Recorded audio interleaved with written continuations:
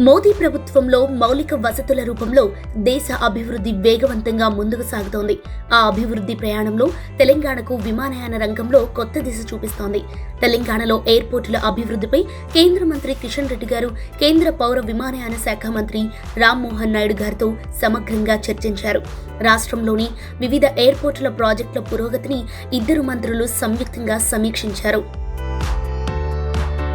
వరంగల్, పెద్దపల్లి వంటి ప్రాంతాల్లో విమానాశ్రయాల అభివృద్ధి అంశంపై విస్తృతంగా చర్చ జరిగింది. ప్రాజెక్టులు ఆలస్యం కాకుండా ఫాస్ట్ ట్రాక్ మోడ్లో పూర్తి చేయాలనే లక్ష్యంతో కేంద్ర రాష్ట్రాల మధ్య సమన్వయాన్ని మరింత బలోపేతం చేయాలని నిర్ణయించారు.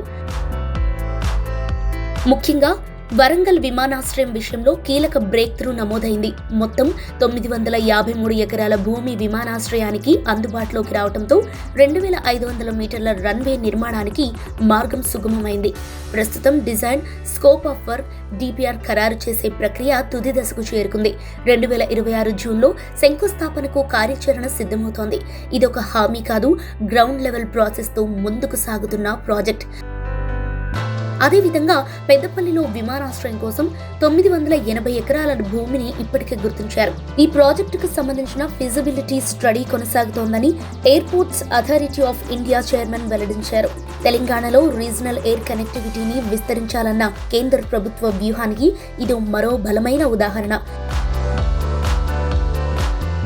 మొత్తంగా చూస్తే తెలంగాణ విమానయాన రంగంలో కొత్త అధ్యాయం మొదలవుతోందని చెప్పడంలో ఎలాంటి సందేహం లేదు.